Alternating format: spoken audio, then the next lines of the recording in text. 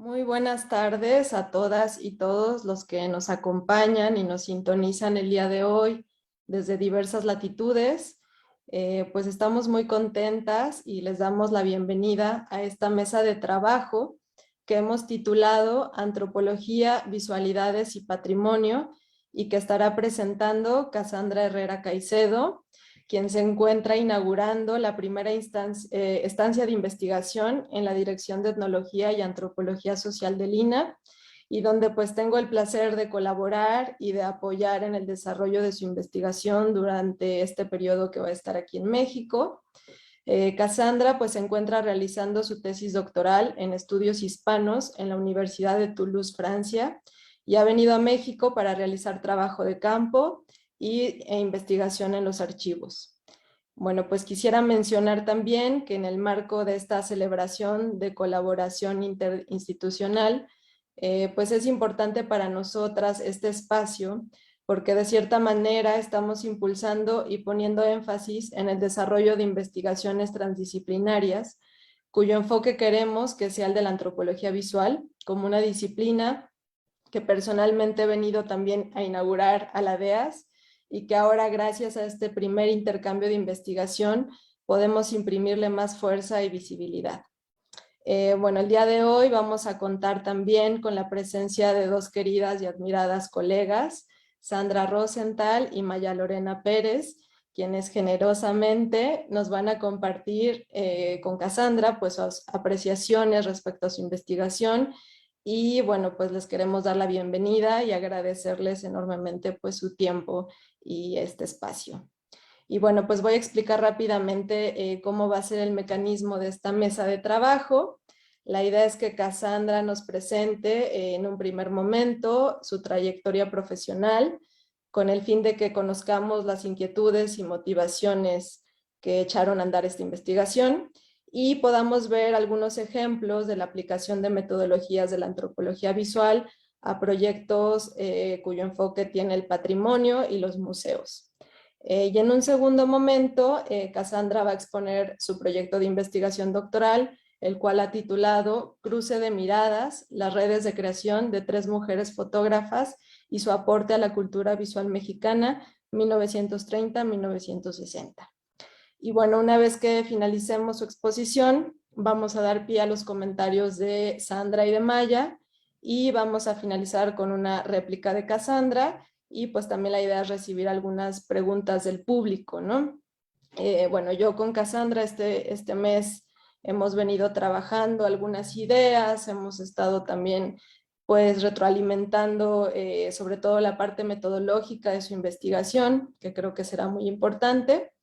Y bueno, pues la idea de esta mesa es que ella también enriquezca estas preguntas de investigación con los aportes de nuestras comentaristas. Y bueno, pues también estamos abiertas a preguntas, ideas, comentarios del público que nos está siguiendo. Entonces, bueno, voy a comenzar presentándoles a Cassandra. Ella es antropóloga visual y gestora cultural. Realizó su maestría en antropología visual y documental antropológico en la Flaxo, Ecuador. Ella ha trabajado como investigadora en diversas instituciones ecuatorianas como el Instituto Nacional de Patrimonio Cultural, Fundación Museos de la Ciudad, Ministerio de Cultura y Patrimonio, así como en proyectos gestionados de forma comunitaria como Aguano Guarmis en la Amazonía ecuatoriana. Estos proyectos le han llevado a trabajar en diferentes zonas del Ecuador, lo que le ha permitido desarrollar estrategias de trabajo en contextos socioculturales variados. Sus principales líneas de investigación están ligadas al género, patrimonio cultural, visualidad y memoria. Estuvo a cargo del proyecto de reconceptualización y renovación de los contenidos de los museos pertenecientes al Ministerio de Cultura y Patrimonio del Ecuador. Actualmente cursa su doctorado en estudios hispanos e hispanoamericanos en la Universidad de Toulouse. Así que sin más, pues te damos la palabra, Cassandra, para que nos presentes. Muchas gracias, buenas tardes. Es un gusto realmente poder compartir este espacio con ustedes, contigo Mariana, Maya y con Sandra, por aceptar y trabajar en esta mesa de diálogo. Como lo comentó Mariana, esta presentación se marca dentro de esta estancia doctoral que estoy realizando en la DEAS. y que va de un periodo, bueno, vine hace un mes, estoy en la Ciudad de México ahorita y me voy a quedar hasta mediados de noviembre, un mes más. Y la idea era pues comenzar y hacer el trabajo de campo, realizar entrevistas, pero sobre todo acercarme a los archivos, ¿no? Entonces, la idea de esta mesa también realmente es como de compartir y generar ciertas reflexiones en cuanto al quehacer antropológico. Es decir, que realmente más que dar muchas respuestas, como que esta mesa es sobre todo una invitación, pues también un poco a reflexionar, ¿no? Sobre los usos, las aplicaciones y las limitaciones también de la antropología, de manera particular, bueno, de la antropología visual, que es en el ámbito donde trabajo, y estas cuestiones ya sean a nivel académico, pero también para la puesta en marcha, ¿no? De proyectos que estén ligados al arte, al patrimonio, a la cultura. Como les comentaba Mariana, dividí en dos partes un poco mi presentación. Entonces, en la primera voy a hablar un poco de los proyectos en los que he participado en Ecuador, sobre todo proyectos que están ligados a patrimonio cultural, a patrimonio fotográfico también. Y en una segunda, explicar y comentar sobre el proyecto que estoy llevando a cabo ahorita y algunos de los hallazgos y de las dudas que tengo en este momento, ¿no? Al estar aquí en México y poder realmente acceder al archivo, que ese ha sido como un momento importante y que me hacía falta. Y que claro, también algo importante es que empecé este proyecto doctoral durante la pandemia, entonces claro, el acceso a los archivos pues era restringida, no se podía, y eso ha prolongado y que apenas ahorita pueda empezar este trabajo. Entonces también para mí ha sido muy importante pues poder venir y realizar esta instancia porque le da realmente un giro al proyecto de investigación. Voy a compartir la pantalla. Entonces, y también por eso la idea, ¿no? Del nombre de la mesa de antropología, patrimonios y visualidades, pues porque justamente es un poco el cuestionar qué es el patrimonio, qué son los patrimonios, qué entendemos por imagen, por fotografía, por representación. Eh, y como les decía, bueno, realicé una maestría en antropología visual en la Flaxo, y es a raíz de esta formación y de la formación académica que empiezo a trabajar en diversos proyectos para instituciones públicas y privadas ahí en Ecuador. La fotografía siempre ha sido algo que ha estado presente en mi vida, que me ha interesado desde pequeña. Digamos, no soy muy buena fotógrafa, sin embargo, me interesa mucho, pues he estudiado la historia de la fotografía, su uso y su implementación en las investigaciones. Uno de los primeros proyectos que quisiera presentar es el que realicé con el archivo fotográfico de la ciudad de Cuenca. Este proyecto lo realicé para el Instituto Nacional de Patrimonio Cultural de la ciudad y en donde buscábamos narrar la historia visual de la ciudad a través de las fotografías patrimoniales que están custodiadas en el archivo histórico del Museo Pumapungo en esa ciudad. Entonces, el equipo de trabajo era interesante porque estaba compuesto por dos historiadoras y mi persona, ¿no? Entonces, también ahí fue un diálogo de cómo trabajar las imágenes entre las ramas, pues, de la antropología y de la historia. Entonces, también ahí fue interesante porque justamente se van complementando y vamos generando un diálogo interdisciplinar. En este punto, como que me parece también interesante hablar del trabajo del investigador John Rass, en un libro que él tiene que se llama Historiar Fotografías. Justamente en la parte introductoria, el investigador mexicano y fotógrafo Abraham Nahon menciona que justamente lo que le animó a editar este libro es una pregunta que podría parecer banal, pero que realmente siento que guía mucho cuando trabajamos con imágenes, que es cómo hacer investigación considerando las fotografías, o para ser más precisos, cómo hacer investigación desde las fotografías. Entonces es a raíz de esta pregunta y de sus cátedras que este investigador, que Abraham, decide editar este libro con el fin de aportar herramientas justamente en las investigaciones que se realizan con y sobre las imágenes, ¿no? Según Abraham, es importante en el estudio de las imágenes, y le cito, fortalecer las indagaciones desde una mirada interdisciplinaria al rastrear distintos elementos y referentes socioculturales a partir de las fotografías e imágenes. los contextos de las fotografías ancladas a un espacio y a una época, así como las formas de circulación y recepción que han tenido, las constituye como fuentes de conocimiento que vinculan pasado y presente. Y otro elemento importante de este libro y que también ha dado pie, digamos, y que nos ayudó mucho en esta investigación, pero también en el proceso que estoy llevando a cabo ahorita, es que John Ras hace la diferencia al hecho de trabajar con las fotografías o de las fotografías. Y que cada una tiene una perspectiva o un aspecto social y cultural. Entonces, John Ras habla y dice que es interesante cuando se mezclan estas dos perspectivas, ¿no? Estos dos enfoques, es decir, trabajar con y de las fotografías, es decir, hacer una combinación en una lectura del aspecto cultural y social que nos aportan estas imágenes. Y también se pregunta entonces hasta qué punto debemos enfocarnos en la cuestión de la representación y hasta qué punto en lo representado.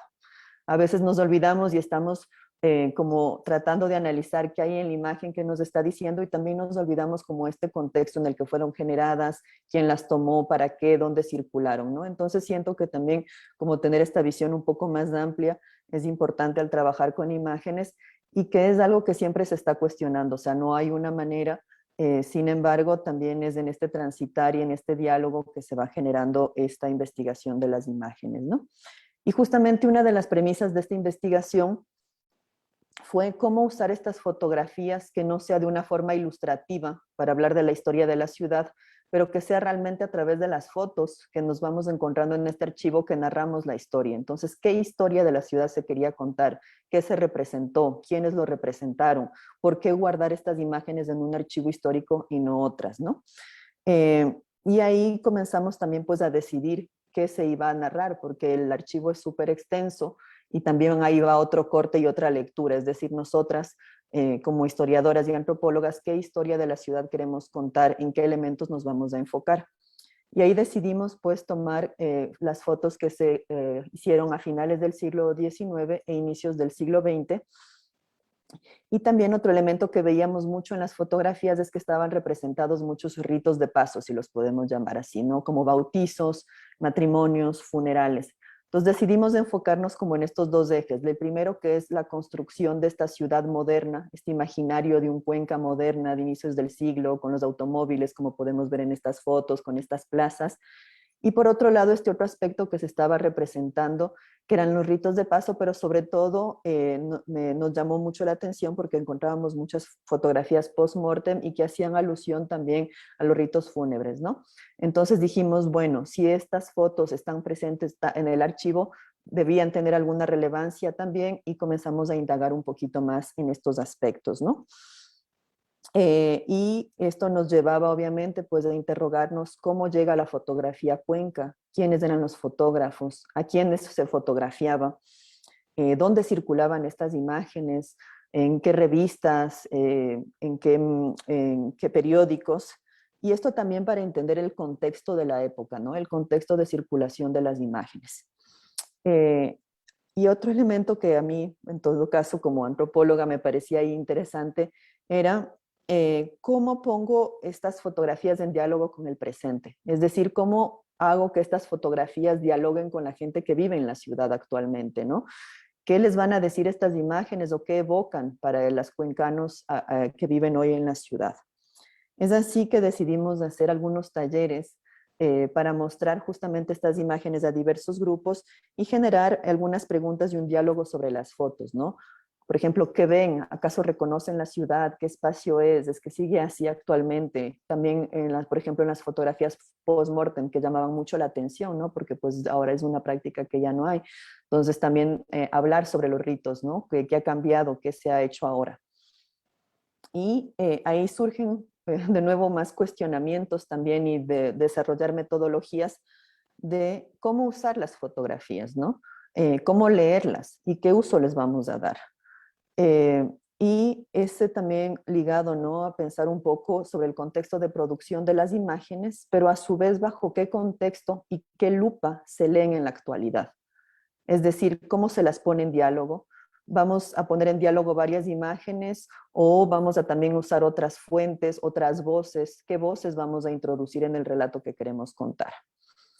y a su vez con un cuestionamiento de cómo generar un archivo vivo. Es decir, estas imágenes de la ciudad son interesantes, cuentan una historia. ¿Cómo hacemos para que otras personas las conozcan? Para que no se queden ahí en el archivo y que solo lo consulten algunos investigadores como nosotros. Entonces fue ahí también que surgió esta idea de hacer como estos talleres y este archivo vivo, si se quiere, y bueno, pedimos autorización para poder reproducir, tomar unas fotos de las fotos y sacarlas en estos talleres con diferentes colectivos y justamente un poco ahí generar este diálogo, ¿no? Y fue bastante enriquecedor las lecturas que teníamos de las imágenes de estas personas, de estos colectivos. Eh, y ahí también pues había unos quiebres y cuestionamientos entre las historiadoras que decían cómo vamos a mezclar este relato histórico con el tiempo presente, ¿no? Cómo vamos a entretejer todas estas voces ya en el documento que vamos a presentar al instituto. Entonces también eso fue interesante de ver cómo se van entretejiendo pues las diferentes voces, las diferentes miradas y esta mirada de los fotógrafos que retrataron la ciudad y las personas que la habitan en la actualidad también, ¿no? Entonces, bueno, el producto al final fue una mezcla entre las imágenes y un texto escrito, entre las historiadoras, mi persona, y las diferentes voces de los talleres que obtuvimos. Y también fue interesante porque pues mucha gente no conocía este archivo, no conocían estas imágenes de la ciudad, no conocían las fotografías post-mortem, por ejemplo, o de este funeral que está aquí a mano izquierda. Entonces también era interesante ver y decir, bueno, ¿qué se fotografiaba antes? ¿Qué era importante? ¿Qué se miraba? ¿Cómo se miraba la ciudad? ¿Qué se representaba?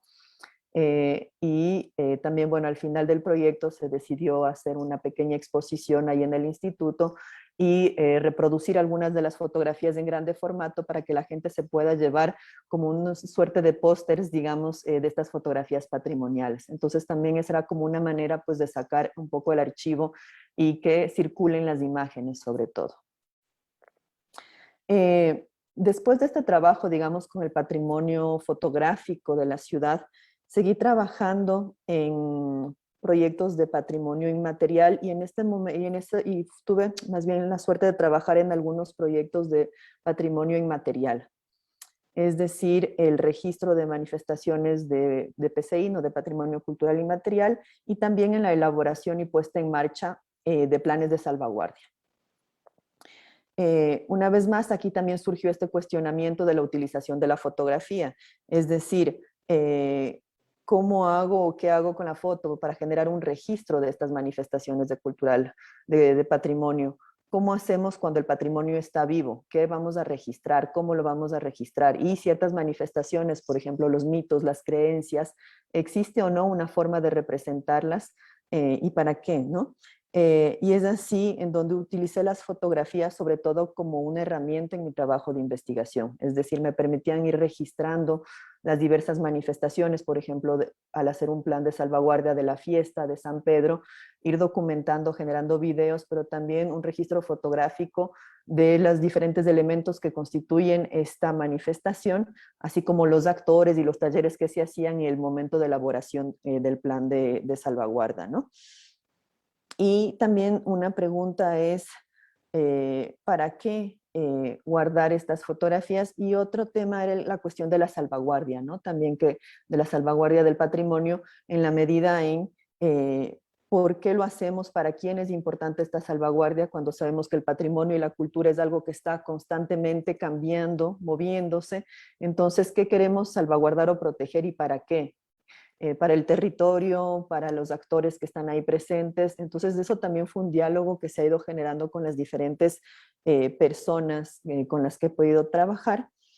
Y lo que ha sido, por ejemplo, ahora interesante que veía todo esto y que estaba haciendo esta presentación, es que tengo un registro, ahorita he ido generando mi propio archivo, digamos, de las diferentes manifestaciones culturales a lo largo del país, ¿no?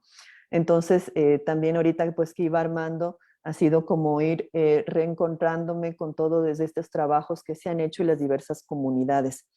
Uno que me pareció interesante y que quería justamente poner ahí, que son estas imágenes, es un plan de salvaguardia que se comenzó a realizar en una región que se llama Cotacachi, en Ecuador, es una zona más bien, Este plan de salvaguarda fue solicitado por organizaciones del propio territorio, ¿no? Territoriales de ahí de Cotacachi, que veían en este elemento una manera para proteger su territorio porque había unas leyes que iban a permitir el acceso del ingreso de semillas modificadas con OGMs, entonces ellos querían como salvaguardar las semillas y los alimentos que tenían, pero también proteger al territorio, y para eso les parecía importante hacer un registro y mostrar el valor, digamos, de toda la riqueza cultural y biológica de la zona. Entonces ellos veían en un plan de salvaguarda y en el registro de patrimonio cultural una herramienta que les permitía decir, bueno, en nuestro territorio tenemos todo esto, por eso es importante salvaguardar, por eso no deben entrar las mineras, por eso no deben entrar estas semillas modificadas genéticamente, y es ahí que nos llaman para hacer este proyecto de salvaguardia. Y uno de los elementos era generar un registro del patrimonio cultural, sea inmaterial, pero también ligado a la alimentación, a las plantas y a todo el tema más, pues sí, de las semillas y del uso de los diferentes elementos que se producen en el territorio. Y lo que nos parecía interesante y que ellos querían es que las personas de las comunidades aprendan a hacer este registro de patrimonio. O sea, decir, bueno, ¿cómo identificamos, cómo registramos? Nos gustaría tener esa herramienta nosotros también para poder seguir en un futuro utilizando esto. O sea, que no solo vengan ustedes que hagan este registro y que quede ahí, sino que nosotros mismos sepamos hacerlo. Entonces ahí comenzamos a hacer un taller con las mujeres. En Ecuador hay unas fichas de registro de patrimonio cultural inmaterial que son hechas por el instituto, y bueno, mi idea un poco fue ahí utilizar algunos elementos de estas fichas que ya existen, pero también adaptarlas un poco al contexto, ¿no? En estas comunidades, qué elementos y qué vamos a registrar, cómo las vamos a registrar y qué vamos a hacer después con estas fichas también. Entonces primero se dio unos talleres con los colectivos de las mujeres, y de ahí la idea era ir a campo y ya con ellas comenzar a llenar y a catalogar y a inventariar. Entonces también ahí la cuestión y el diálogo era saber, bueno, ¿qué es patrimonio? ¿Qué queremos? ¿Qué se entiende por patrimonio cultural inmaterial? ¿Cómo se come esto de alguna manera, ¿no? ¿Qué voy a registrar? ¿Qué categoría pongo, por ejemplo? Y esta fiesta, ¿en qué categoría entra? ¿Cómo diferencio no una categoría, no? Entonces también cómo bajar de este lenguaje súper técnico y académico a algo que para ellos les pueda servir. Y aquí, por ejemplo, bueno, fuimos a repertoriar algunas manifestaciones dentro del territorio y también ver para ellos qué era importante recolectar y qué era importante salvaguardar. Y es así también que se comenzaron a generar, bueno, son colectivos que están bastante activos en la zona y tenían también pues todos unos proyectos de trueque de semillas, de trueque de alimentos entre los diferentes pisos ecológicos y todo, ¿no? Entonces ese también fue como un proyecto interesante porque también me trae a mí a cuestionarme, ¿no? De qué se entiende por patrimonio, quiénes y para qué usos podemos hacer estas fichas. Y aquí también pues me parecía relevante el hecho del territorio, ¿no? Que podría ser utilizado pues como una manera para cuidar el territorio. Y ahora ellos lo que han logrado ya hacer es, quieren denominar pues a esta zona como geoparque, ¿no? Dentro de todos estos de la UNESCO, ellos quisieran de esta manera lograr cuidar su territorio obteniendo esta denominación. Y uno de los últimos proyectos que quisiera hablar ahorita, igual ligados a patrimonio, a visualidades y a cultura, es justamente el de Aguano Warmis, que fue un proyecto que realicé con las mujeres quichuas del Aguano en la Amazonía, en Ecuador. Este es un proyecto que nace por el trabajo de dos amigas, Diana Astudillo, una investigadora, y Estela Cerda, que es una gestora cultural, se podría decir, de su zona agricultora quichua. Y nace un poco inspirado del texto de Blanca Muratorio, de esta antropóloga que habla sobre la historia de vida de una mujer quichua, ¿no? Entonces, este proyecto nace inspirado de ese texto, de esta historia de vida, y Diana comienza a trabajar con las mujeres agricultoras de esta comunidad, se les denomina chagramamas, ellas a sí mismas se denominan así, y estas mujeres buscaban otro modo para sustentarse, ¿no? Que no sea, pues ellas vivían de la agricultura, tenían sus chacras, o sea, sus huertas, y vendían yuca, plátano y demás alimentos que cultivaban, pero también se preguntaban cómo pueden diversificar, digamos, sus fuentes, sus ingresos, qué otra actividad pueden hacer. Y es así que comienza la elaboración de todo este proyecto y ellas comienzan a elaborar muñecas. Muñecas para rememorar en un primer paso a las abuelas quichuas, ¿no? Un poco con esta idea de narrar la historia de la comunidad a través de las mujeres. Y la idea era también poder comercializar estas muñecas, es decir, generar ya bastantes muñecas para poder venderlas y de ahí derribar otro tipo también de artesanías. Ellas me invitan a formar parte de este proyecto y en una primera instancia pues era dar talleres igual para abordar temas del patrimonio, de la cultura inmaterial y poco a poco pues se fue transformando y al final yo he trabajado con ellas en este proyecto durante más de 3 años, ¿no? Y lo que fue interesante aquí es que a raíz de estas muñecas y de la creación de estas muñecas, para hablar de las abuelas quichuas, comenzamos un poco a cuestionar un montón de otras cosas, ¿no? Es decir, ¿cuál es el rol de las mujeres en esta comunidad? Entonces, sí, son agricultoras, ¿qué más hacen? ¿Cuál es su rol ahorita? ¿Cuál era el rol antes? Y a través de la historia de estas muñecas fuimos un poco generando diversos relatos de la comunidad, de la vida en la comunidad del Aguano. ¿Cómo era antes? ¿Qué se comía antes? ¿Cómo ha cambiado eso? ¿Qué se come ahora? ¿Qué se cultiva? ¿Qué se ha dejado de cultivar? Y a poner elementos identitarios que habían pasado un poco desapercibidos, pero que eran muy importantes. Entonces ahí como por ejemplo hablando de la yuca, ¿no? Bueno, ¿qué se hace con la yuca? ¿Cuántas variedades de yuca hay? Entonces de repente ahí nos dicen, no, pues es que tenemos más de 40 y nosotros tenemos esto. Entonces como, a ver, enséñanos dónde es la huerta, cómo es una huerta en la Amazonía. O sea, es diferente que en cualquier otro territorio. ¿Qué platos elaboras con la yuca? Etcétera, ¿no? Entonces, cómo a partir de este elemento del realizar las muñecas comenzamos a encontrar otros y a generar otros tipos de proyecto también, que ya les contaré, ¿no? Y era interesante porque también cuando hacíamos las muñecas, como pueden ver en estas fotografías, hacíamos mingas, que son como trabajos comunitarios, podría decir, para elaborar las muñecas. Y en estos momentos de estas mingas surgían muchos elementos interesantes, ¿no? También este cuestionamiento de, bueno, ¿cómo nos vamos a representar? ¿Qué madera vamos a usar? ¿De qué color va a ser la piel de las muñecas? ¿No? ¿Qué material vamos a usar para el cabello, por ejemplo? Entonces comenzaron a hacer una técnica que ya no se usaba mucho, que se había perdido, y que era utilizar una raíz de un árbol de ahí, ¿no? Entonces también volver a retomar ciertas prácticas que se habían perdido y el uso de materiales de la zona. ¿Qué semillas vamos a recolectar? ¿Qué se hace con esas semillas, no? Y ahí también esta cuestión pues de cómo nos representamos, cómo ellas se representan y qué huella están dejando también, porque cada muñeca comenzó a contar la historia de una mujer de la comunidad y comenzamos a recolectar estas historias. Entonces también, ¿quiénes eran? ¿Quiénes son? ¿Para qué hacemos esto? ¿Qué se va a dejar? Y eso pues también fue un trabajo bastante bonito de poder plasmar y de poder representarse, ¿no? Para ellas también. Y eso también permitió pues dar un valor a sus labores como agricultoras, a sus labores en el hogar, a sus labores también como artesanas. Y poco a poco fue interesante porque este proyecto se fue ampliando, pudieron vender las muñecas en diferentes partes de Ecuador, pero también viajar a otros países y dar a conocer la historia de su comunidad, la historia de las abuelas, su historia, ¿no?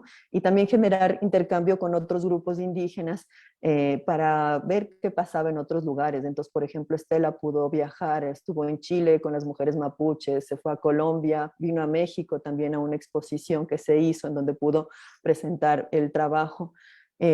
Y ahora este proyecto Aguano Warmis ha ido creciendo y ahora pues también se realizó un geoparque, tienen un proyecto de monitoreo de aves, un proyecto de protección del medio ambiente, entre otras cosas, ¿no? Entonces vemos como de esta cuestión que al principio incluso en la comunidad se nos reían de que, ay, están haciendo muñequitas, de repente se ha tornado en un modo también de rescatar ciertos elementos identitarios, culturales y también de generar ciertos ingresos para estas mujeres y de hablar, ¿no? De su rol y de su transmisión también, como las que transmiten el idioma, las que transmiten ciertas costumbres a sus hijos. Entonces también pues ese ha sido un proyecto interesante y ahí una vez más pensar, ¿no? En qué es el patrimonio, cuáles son los patrimonios, qué hacemos, y el rol mismo como uno de investigadora, ¿no? Yo pues como mujer de la ciudad mestiza que va a estos diferentes grupos y cómo se trabaja con ellos. Entonces por eso decía que la antropología también pues ha sido y me ha aportado varias cosas en las herramientas de investigación, porque en todos estos procesos pues he llevado diarios de campo, he realizado entrevistas, he hecho etnografías y también pues de esta apertura hacia el otro y a poder generar este diálogo. Y para no ahondar tanto ya en esto, para poder pasar pues un poco al proyecto actual, eh,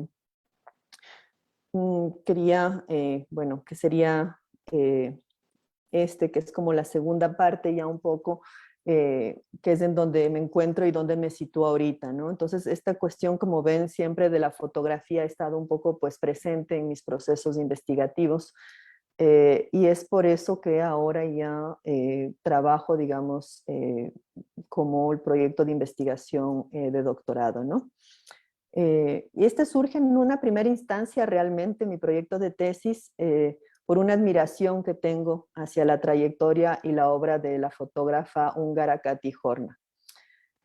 Comencé un poco como a investigar su vida, su obra, y como que quedé completamente fascinada, ¿no? Por la trayectoria que ella tenía, por su trabajo.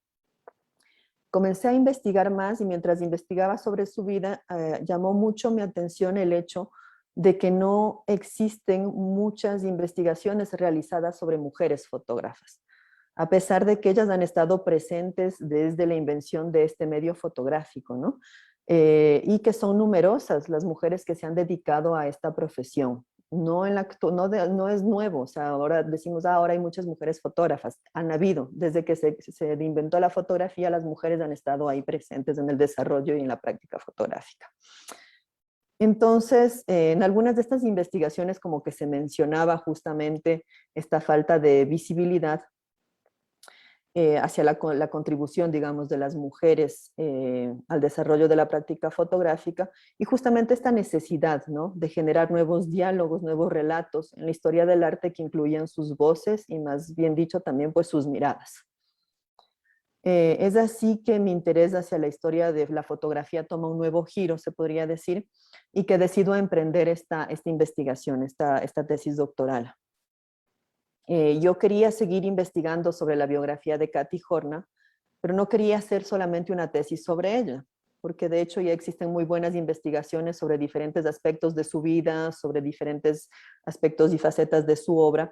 Entonces yo no quería hacer otro proyecto bibliográfico, sino lo que me interesaba era una vez más poner en diálogo la vida y la obra de varias fotógrafas y de este modo tratar un poco de evidenciar las redes y las relaciones que se generan por estas mujeres a través de su práctica fotográfica.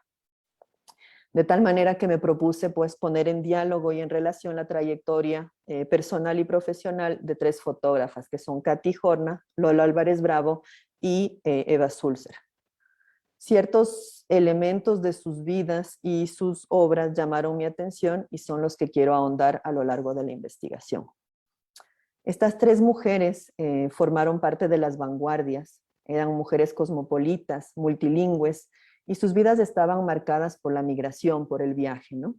Se podría decir que tenían vidas inusuales, teniendo en cuenta el rol social de las mujeres en aquel entonces. Sitúo a inicios del siglo XX. De cierta manera, podríamos también decir que eludieron los acuerdos domésticos convencionales, ¿no?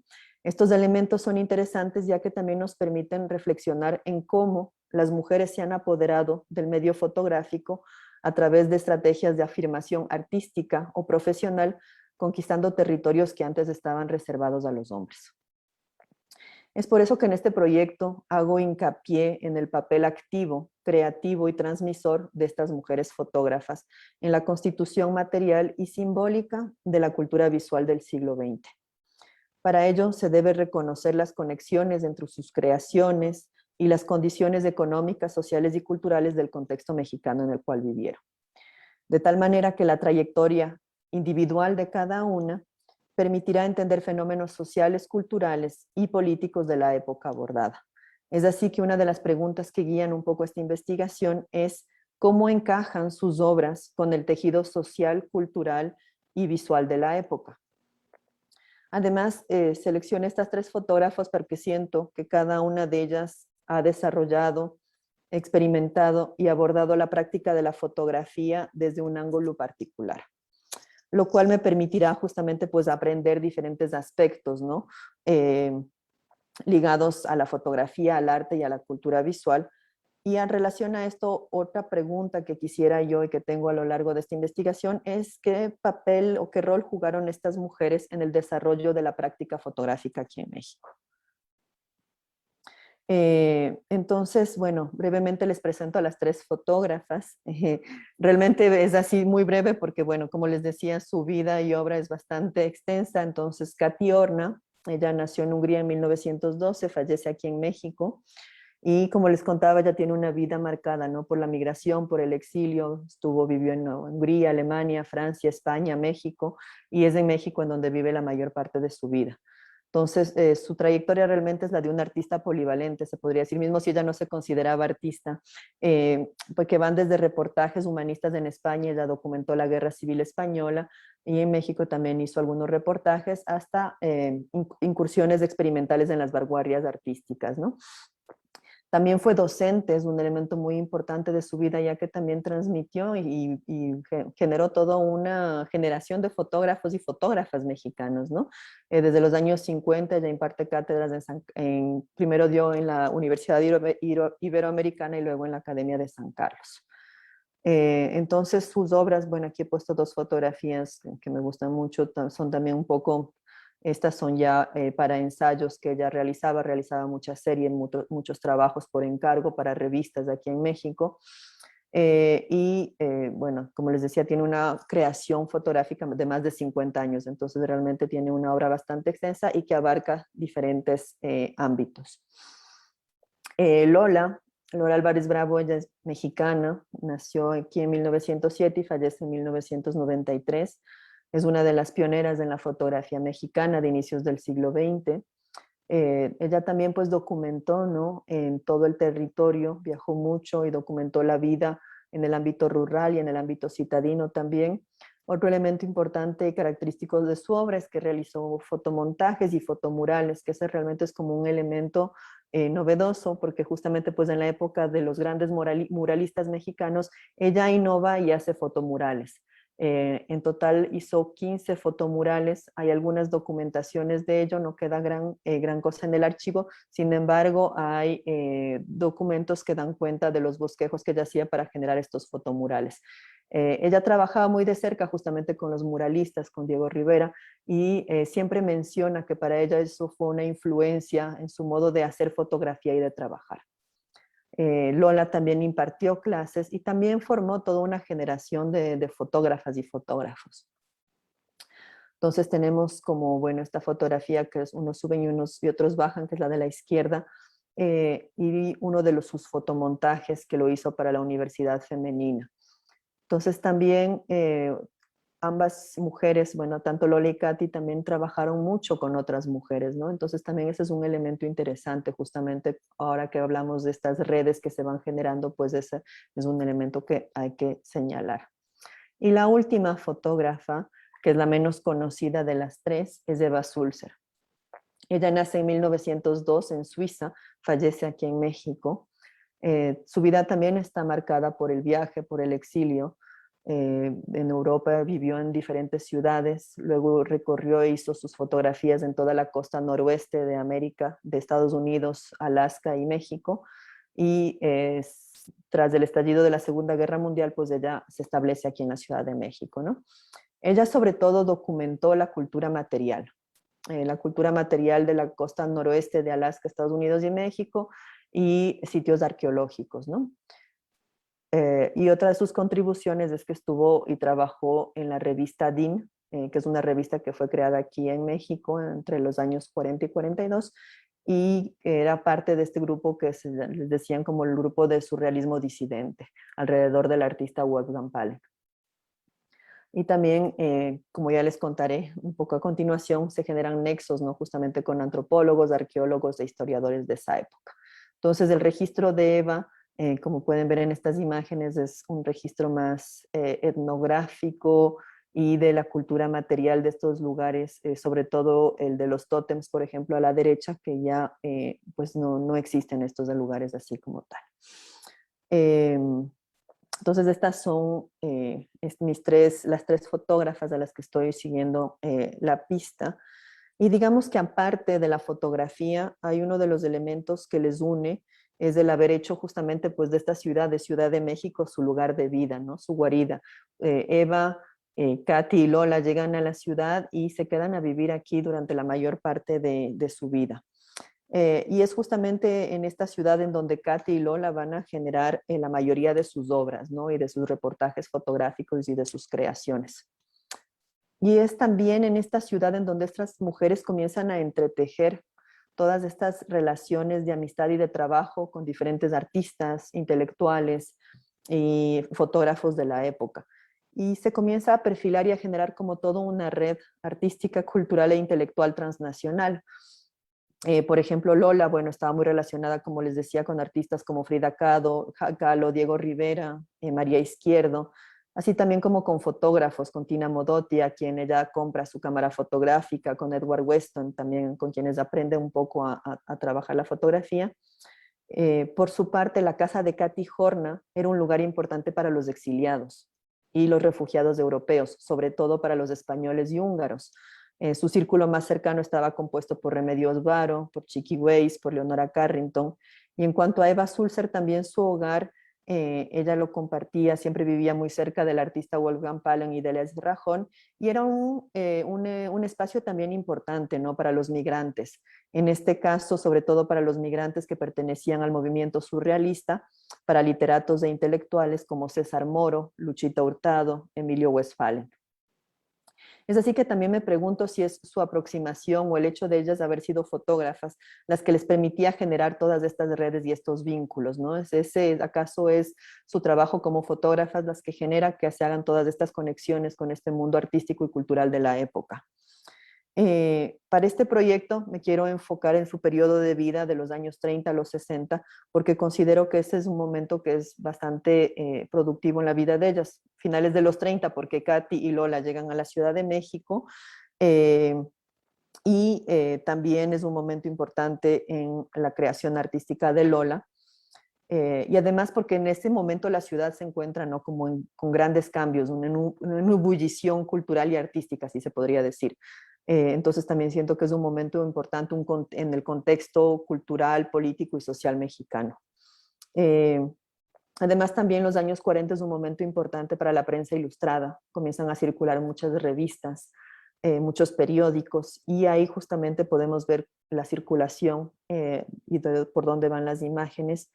Y los años 50 y 60 son sobre todo periodos importantes en la obra en las carreras, digamos, de Lola y de Katy, porque comienzan a generar mucha obra, mucho trabajo, muchos encargos.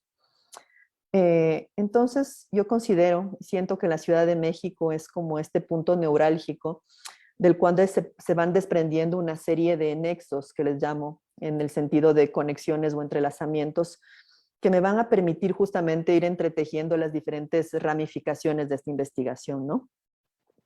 Y esto me lleva a pensar un poco mi tesis de una manera rizomática, retomando este concepto de Deleuze y de Guattari, en donde las biografías de estas mujeres están interconectadas y de ahí se van desprendiendo esta serie de conexiones justamente que permiten ahondar en temas como el que quiero justamente trabajar a través de la biografía de Katy, que son los nexos entre artistas, fotógrafos y antropólogos.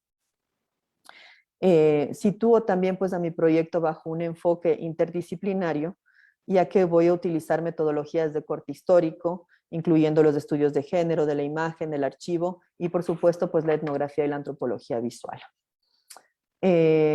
Ya que también pues una parte importante sí es el trabajo en archivos, pero también ir generando entrevistas con especialistas, historiadores y fotógrafos que me permitan dar más elementos, ¿no?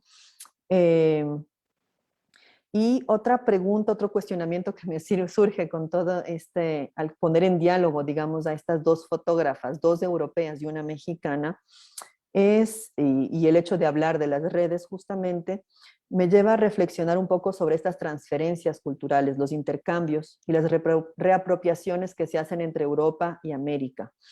Y me pregunto si es posible retomar el enfoque del historiográfico de historia conectada, que es desarrollado por el historiador Sanjay Subrahmanyan, para utilizarlo y así hablar de una historia conectada de la fotografía, ¿no? Que permita sacar a la luz las diversas influencias, rupturas y conexiones en la práctica fotográfica, pasando de una escala micro, que es la historia de estas mujeres, a una escala macro, como es ya la historia del arte o la historia de la fotografía en México. Y justamente me interesa cómo a partir de lo micro, es decir, de unas biografías de estas mujeres, se puede hablar de la historia del arte, se puede hablar de la historia cultural mexicana y comprender justamente y analizar procesos culturales y sociales complejos, ¿no? Justo, y ya para ir un poco cerrando, porque si no sigo sacando más temas, algo que ha sido importante ahorita que estoy realizando trabajo de campo aquí en México, pude acceder al archivo que tienen en el Museo Franz Mayer. En este museo está el acervo documental del artista Wolfgang Palen, que como les decía era muy cercano a Eva Sulzer. Y en este archivo, bueno, he podido encontrar algunas cartas, algunas fotografías de Eva tomadas por ella y fotografías de ella. Ha sido también algo complejo el trabajo sobre Eva Sulzer, porque no existen investigaciones sobre ella, entonces por eso quise iniciar justamente este proceso, esta parte del trabajo de campo en la biografía de Eva, y es porque su archivo personal es inexistente. Entonces ahí el hecho de que esté inexistente, no hay, me pregunto cómo voy a reconstruir su biografía, ¿no?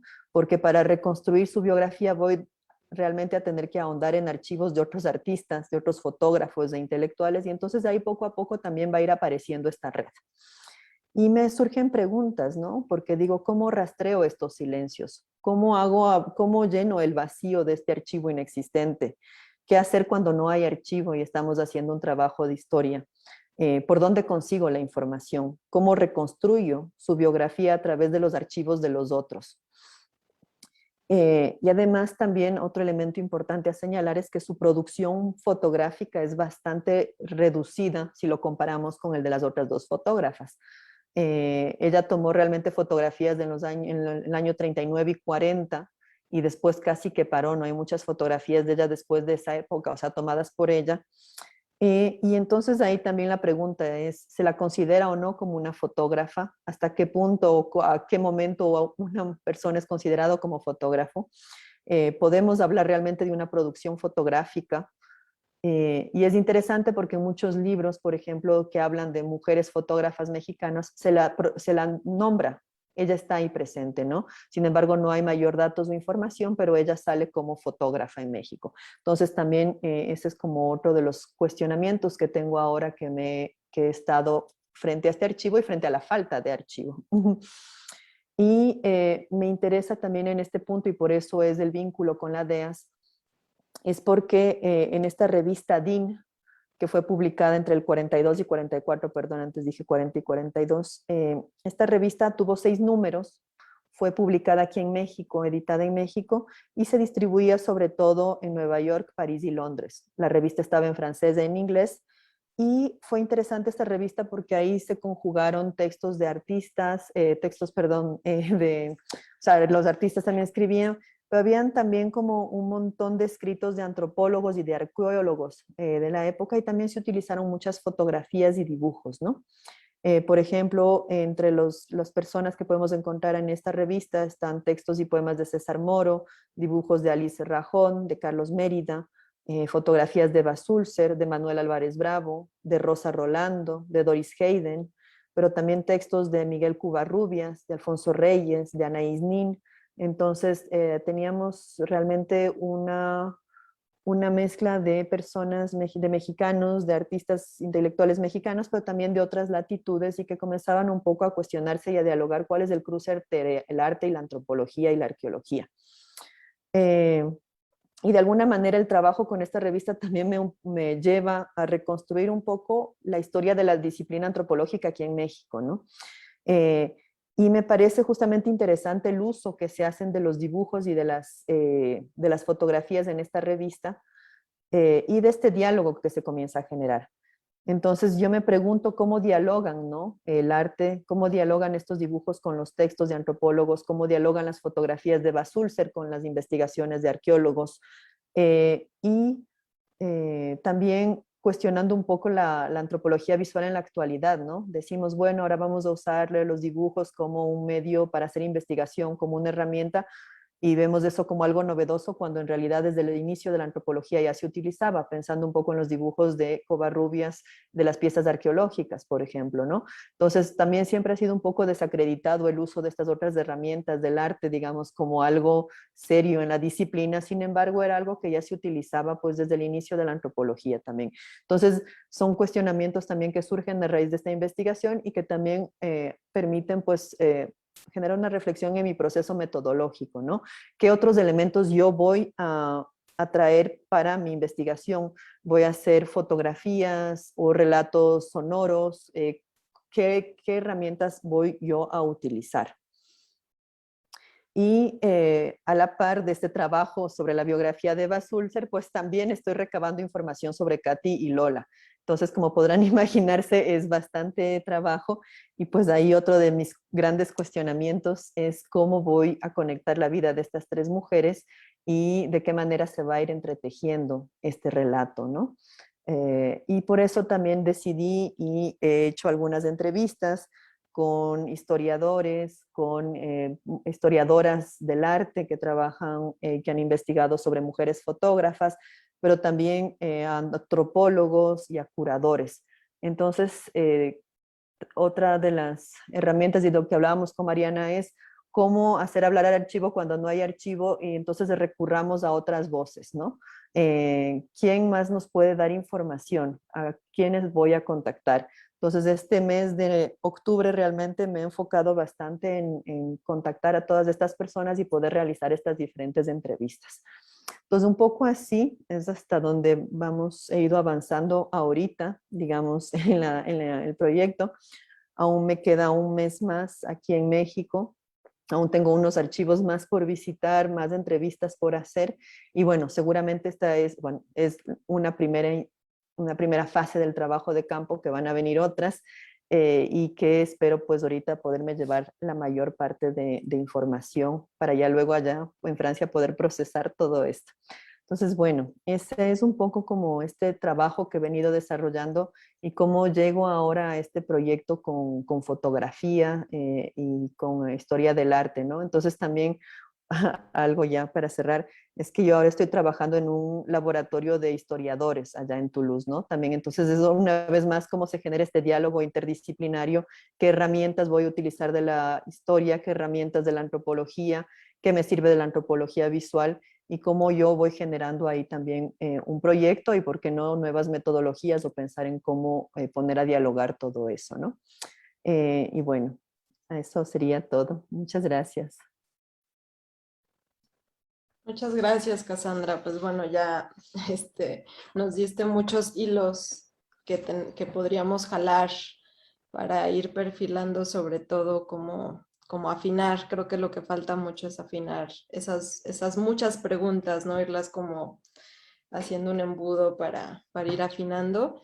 Y bueno, pues quisiera, bueno, ahora que hablabas tengo algunas nuevas ideas que compartirte, pero bueno, primero quisiera darle la palabra a nuestras comentaristas, las voy a presentar brevemente. Voy a comenzar con Sandra, Sandra Rosenthal. Ella es profesora investigadora en el Departamento de Humanidades de la UAM Coajimalpa. Realizó su doctorado en Antropología Social por la Universidad de Nueva York y maestría en Estudios Latinoamericanos, Universidad de Georgetown. Ha publicado artículos y capítulos de libros sobre las relaciones sociales en torno al patrimonio, con un enfoque en la extracción de objetos arqueológicos de comunidades en el Valle de México.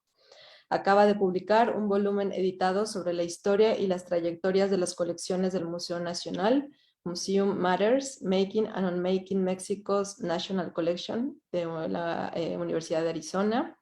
Codirigió el largometraje documental La Piedra Ausente en el 2013 junto con Jessie Lerner y ha sido curadora de exposiciones en varios museos y ha colaborado con artistas como Mariana Castillo de Val, Joaquín Coester, Jorge Sator, Eduardo Avaroa, Pablo Vargas Lugo y Emilio Chapela.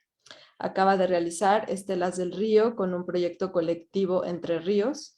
Sus nuevos proyectos de investigación se enfocaron en las relaciones entre el patrimonio, el paisaje y los cuerpos de agua. Muchas gracias, Sandra, así que adelante. Gracias, Mariana. Y Cassandra, muchísimas gracias por esta invitación a conocer y a comentar tu trabajo.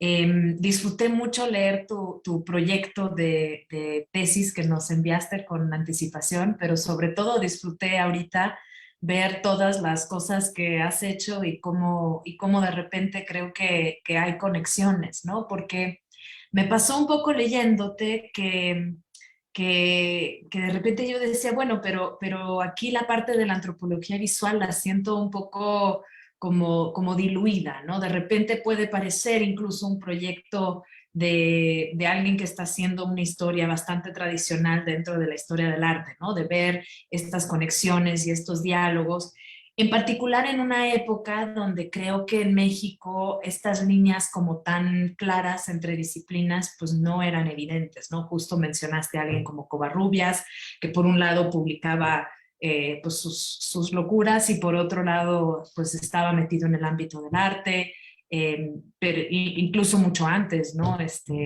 Alguien como Diego Rivera, ¿no? Que estaba también muy inscrito dentro de estas redes de relaciones donde artistas, intelectuales, académicos, antropólogos, arqueólogos, pues eran parte de un círculo con mucha...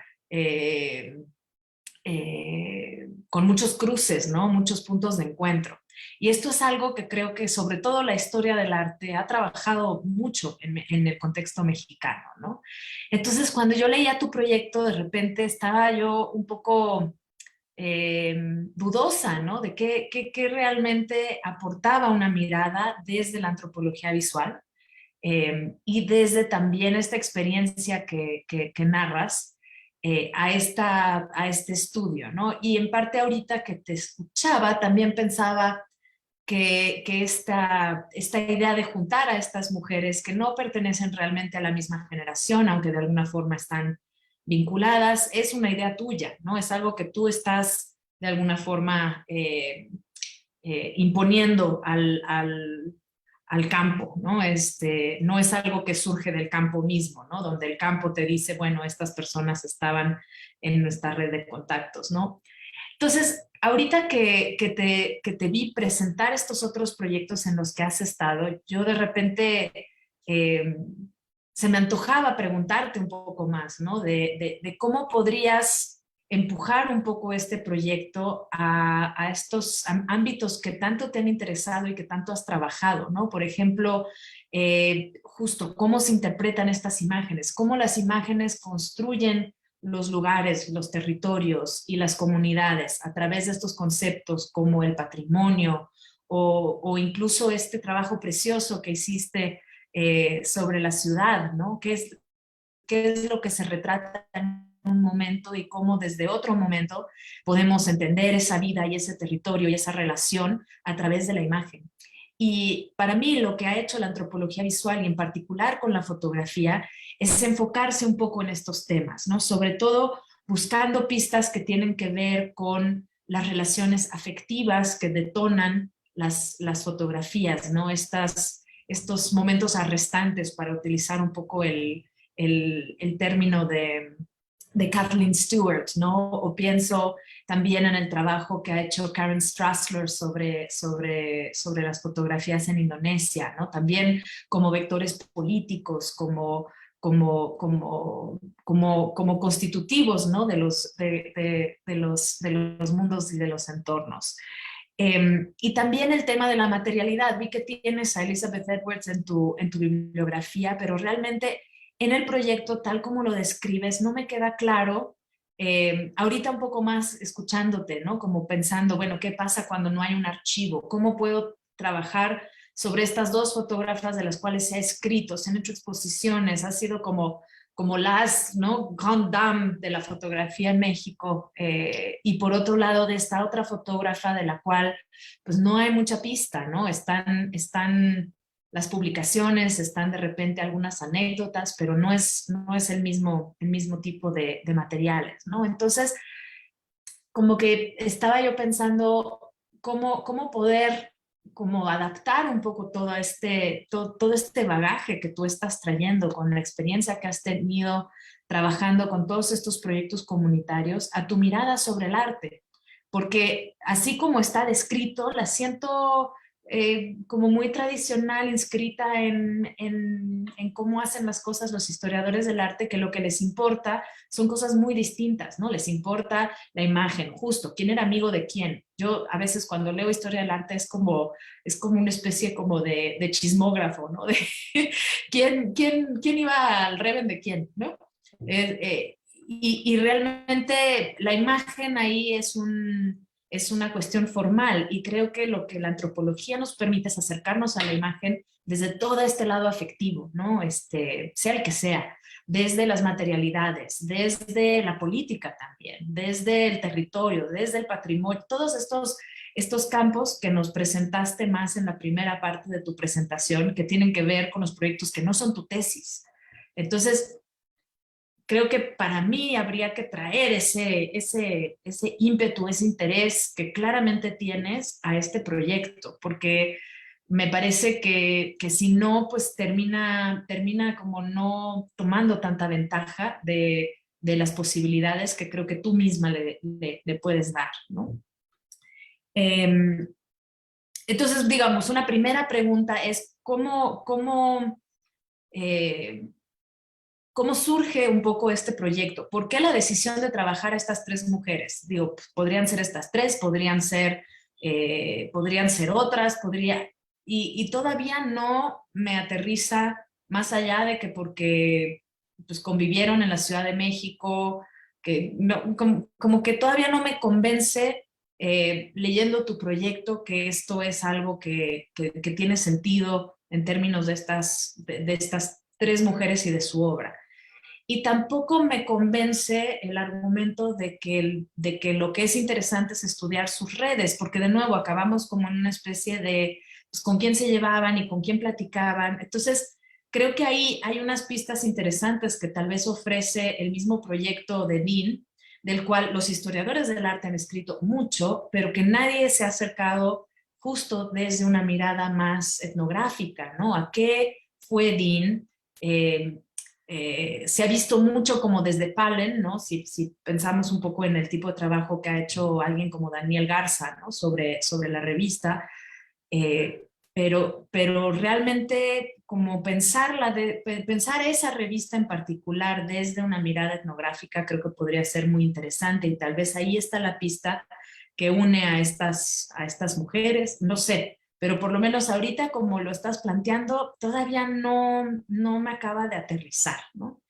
Entonces, quería preguntarte un poco más, que nos contaras un poco más de esto, ¿no? Y también que nos contaras un poco más cuáles son los vínculos entre todo este material que nos mostraste antes y este proyecto, que parece como un poco de otro planeta, ¿no? Justo por este interés que tienes, ¿no? En cómo la gente se relaciona con las imágenes, cómo las guarda, dónde las guarda, cómo habla de ellas, cómo son detonantes de recuerdos, cómo son, ¿no? Estos lazos afectivos de los cuales ya hablé un poquito. También, por supuesto, pensé muchísimo en el trabajo de Gaby Zamorano, que ha hecho tanto justo sobre archivos personales de fotógrafos callejeros, de fotógrafos también urbanos en Bolivia, pero también en México. Y de repente creo que podrían nutrir muchísimo el proyecto, ¿no? Sé que conoces esto, entonces no, sé que no te estoy diciendo nada nuevo, ¿no? Pero todavía no lo veo ahí, ¿no? En cómo estás construyendo el proyecto. Y por otro lado, creo que hay, o por lo menos me parece que podría nutrirte mucho una literatura que no vi tan presente en tu trabajo, que tiene que ver con cómo la antropología se está acercando al arte, no tanto a la imagen, pero sí al arte. Y si bien mucho se ha hecho más desde el arte contemporáneo, creo que hay varias cosas que creo que podrían ayudarte como a ubicar también tu proyecto en ese campo. Pensé mucho en el trabajo de Tarek El Hayek, que escribió este libro que sobre todo está trabajando temas de cine, ¿no? También como desde este interés de Leciano, como de seguir estos rizomas de alguna manera, pero que trabaja sobre cine y arte en México también, creo que se llama The Uncurable Image, y ahora acaba de sacar otro libro de antropología y estética. Pensé también en el trabajo de Roger Sancy, que ha trabajado también sobre la relación entre antropología y arte, que son, digamos, unas miradas, también tomando bastante en serio este nuevo discurso desde el arte, de que el arte y la cura, de que lo que hace un curador es etnografía y que la etnografía es arte, un poco siguiendo este viejo texto de Hal Foster que muchos artistas y mucha gente en el ámbito del arte ha retomado, ¿no? Para imaginarse que hacen algo que de repente, pues desde la antropología nos puede parecer un poco extraño, ¿no? O un poco distinto, pero creo que tu proyecto puede ser un campo muy fértil para pensar desde otro lugar cuál es la relación entre la etnografía y el arte y cuál es ahí también el lugar que tú ocupas en tu práctica, porque justo no eres historiadora del arte y justo no eres curadora. Entonces lo que te está llevando a juntar la obra y la mirada de estas tres mujeres es algo muy distinto. Entonces quería también preguntarte un poco sobre esto y cómo lo estás pensando.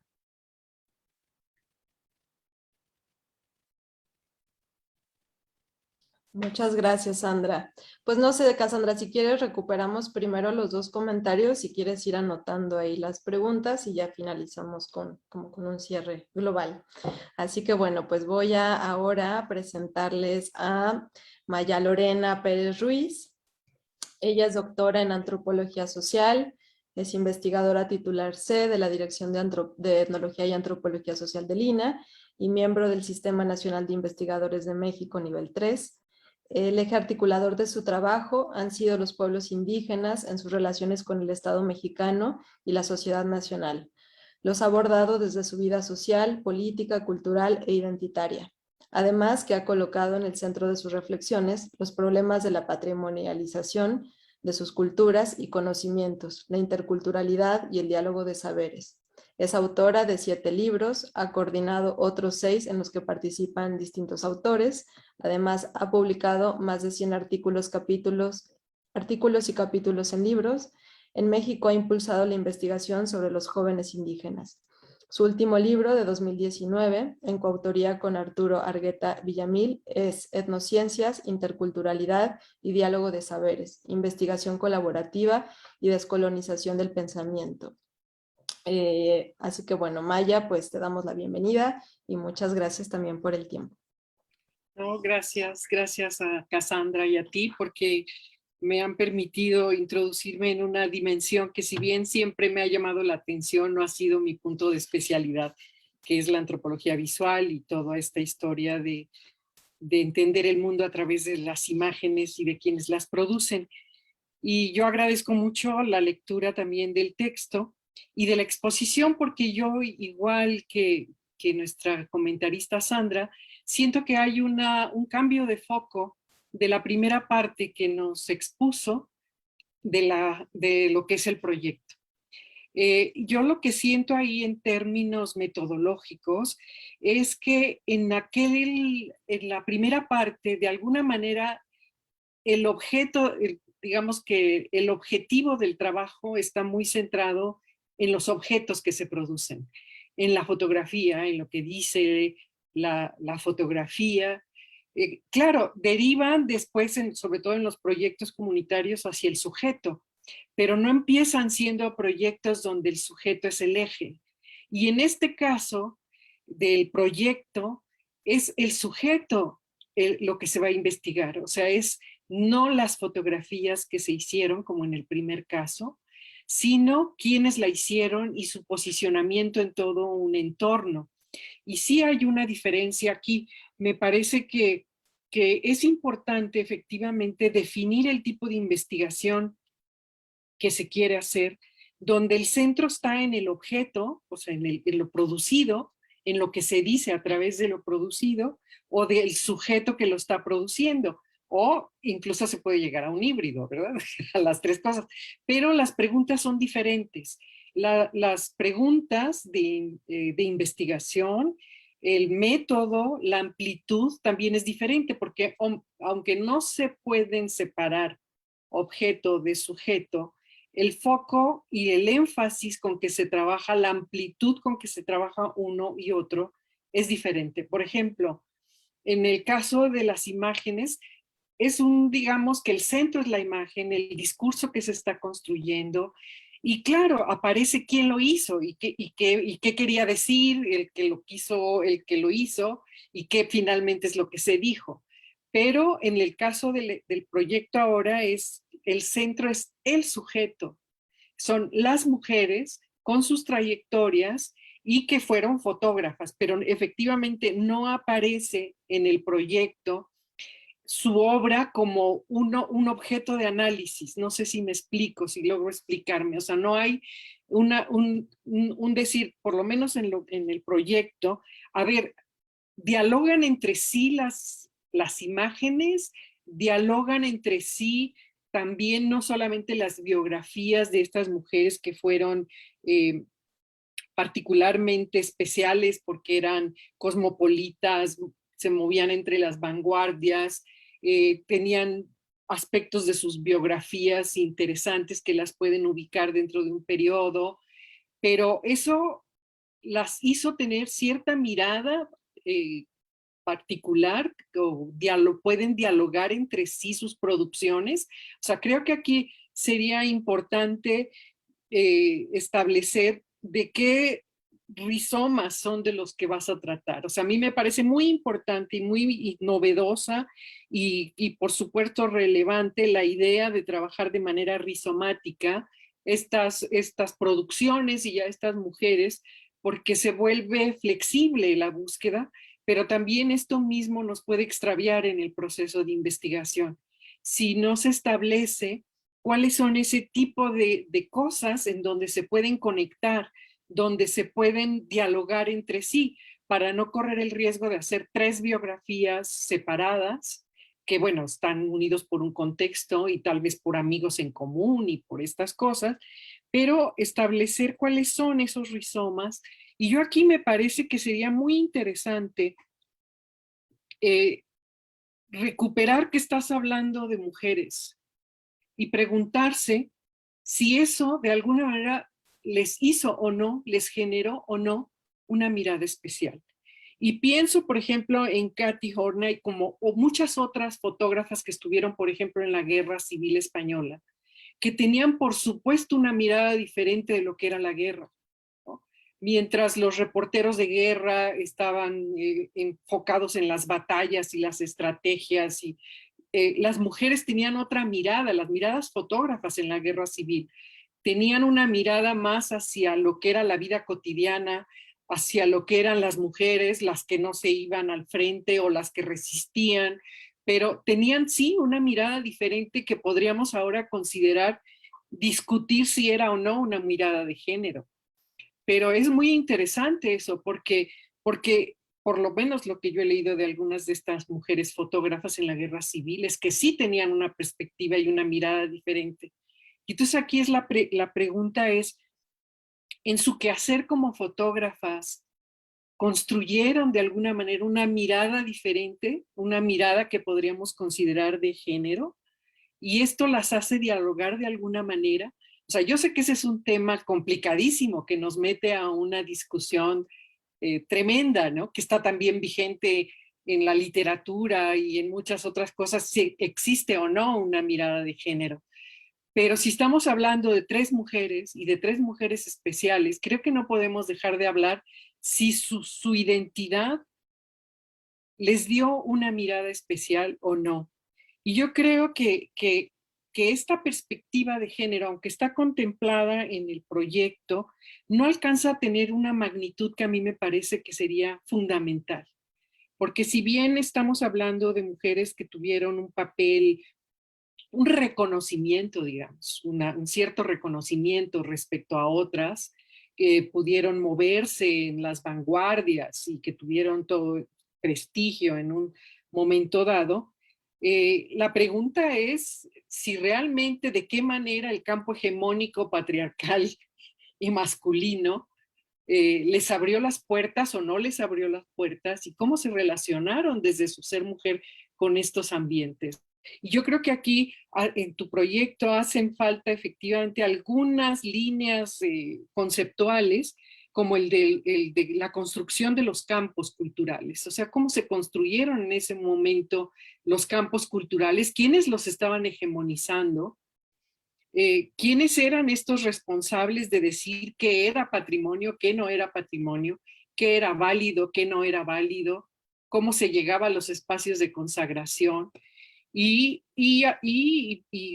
realmente incorporar esta perspectiva de género desde las relaciones de poder, desde la perspectiva de la hegemonía, desde la perspectiva de la construcción de los campos culturales en ese momento. Si no, me parece que también se corre el riesgo de hacer algo muy descriptivo, ¿no? Como decía Sandra, ¿quién se juntaba con quién? ¿Quién era amante de quién? Porque eso también jugaba, ¿no? Eras amante de, eras amiga de, o ya te habías enojado con. Entonces, para salir de eso, creo que hay que tener precisamente otra perspectiva. Y en este campo me parece que tu proyecto es demasiado, demasiado, demasiado, demasiado.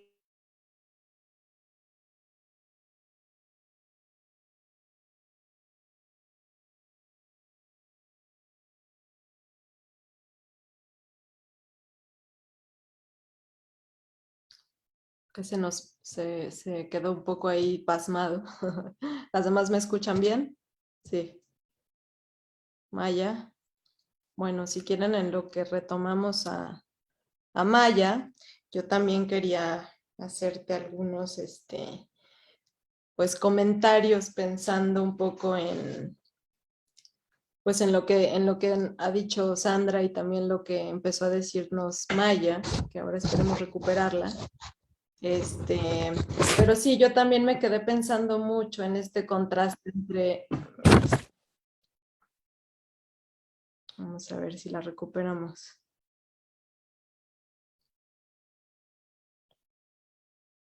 Ahí está. ¿Nos escuchas, Maya? No, creo que su internet anda ahí medio malo. Pero bueno, pues un poquito, a ver. ¿Ya me escuchan otra Ahí, vez? Maya, volviste, sí. Sí, no, algo pasó que me sacó. No te Creo que preocupes. estaba siendo muy impertinente. No fue Con este nada. asunto. Bueno, recuperando, creo que metodológicamente habría que tomar como un referente muy importante la construcción del campo cultural, o sea, como el contexto de la producción en el que se insertan estas mujeres.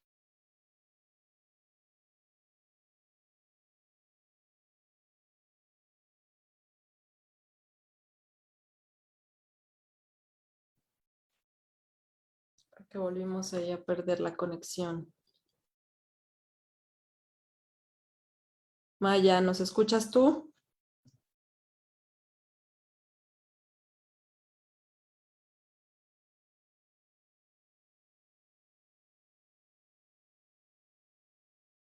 Hola, ¿nos escuchas, Maya? ¿Estás ahí? Ahí ya, te veo.